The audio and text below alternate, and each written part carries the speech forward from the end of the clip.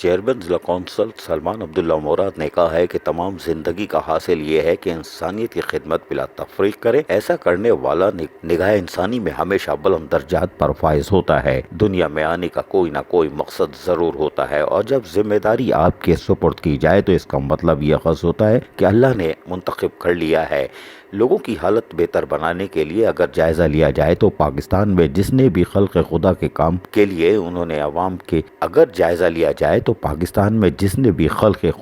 کام کیے ہیں انہوں نے عوام کے دلوں پر راج کیا ہے. عبدالستار ایدھی، ڈاکٹر ارتفاع انصار برنی، رمضان چھیپا، سیلانی غرض کے ایسے سینکڑوں افراد اور ادارے جو اپنی زندگی کو دوسرے کے لیے وقف کرتے ہیں. شہید ذوالفقار علی بھٹو اور شہید رانی محترمہ بے نظیر بھٹو کا شمار ان چند افراد میں ہوتا ہے جنہوں نے سماجی میدان کے ساتھ ساتھ سیاسی میدان میں اپنی خدمات پیش کی. ان کے نظریے کو موجودہ قیادت آگے لے کر چل رہی ہے. حکومت سندھ جس کی کارکردگی کا اس وقت کوئی مقابلہ نہیں ہے اور وہ انہی کے مشن کو اختیار کری ہوئی ہے، عوام کو ریلیف فراہم کر رہی ہے اور اس کا حصہ ہونے کے سبب ہم نے بھی اسی راہ کا انتخاب کیا ہے. چیئرمین ضلع کونسل سلمان عبداللہ مراد نے ان خیالات کا اظہار مرکزی آفس میں اعلیٰ افسران سے مالی سال 2020 تا 21 کے بجٹ کے حوالے سے تبادلہ خیال کرتے ہوئے کیا.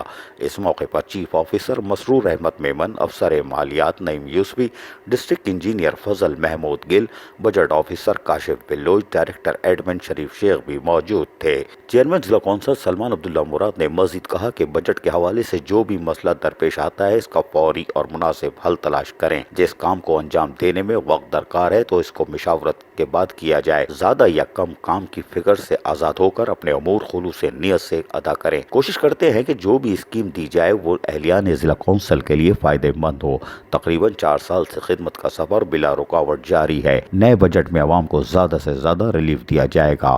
محکمہ مالیات کے کاوشیں قابل ستائش ہیں اور میں امید کرتا ہوں کہ وہ مثالی بجٹ تشکیل دے کے ہمارا کام عوام کی خدمت کرنا ہے جس کے لیے اپنا 100% حصہ دے رہے ہیں.